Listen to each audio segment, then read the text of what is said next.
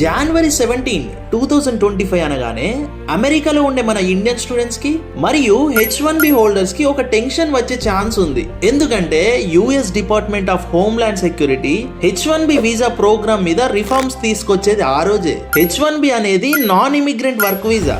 దీని duration 3 years ఉంటుంది and ఇంకో 3 years కూడా ఎక్స్టెండ్ చేసుకోవచ్చు కావాలంటే. 2023లో 72.3% వీసాలు ఇండియన్స్ కే ఇచ్చారంటే మన వాళ్ళకి ఈ వీసా ఎంత ఇంపార్టెంటో అర్థం చేసుకోవచ్చు.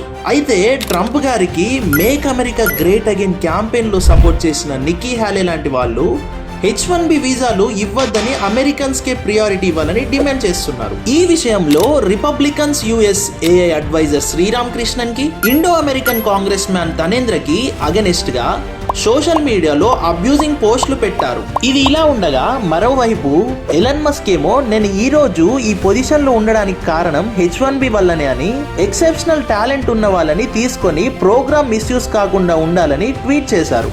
అంతేకాకుండా H1B వర్కర్స్ కి మినిమం శాలరీ ఇంక్రీజ్ చేసి annual subscription fees companies pay చేయాలని ఆయన కోరారు. అవసరమైతే వార్ కూడా చేస్తానని H1Bని అపోజ్ చేసే వారికి వార్నింగ్ ఇచ్చాడు. కాబోయే ప్రెసిడెంట్ ట్రంప్ గారు కూడా ఇట్స్ ఎ గ్రేట్ ప్రోగ్రామ్ అంటూ కామెంట్ చేశారు. ఖచ్చితంగా ఈ రిఫార్మ్స్ వల్ల ప్రాసెస్ అయితే ఈజీ అవుతుంది. మన దగ్గర స్కిల్స్ ఉంటే రిఫార్మ్స్ గురించి భయపడాల్సిన పని లేదు.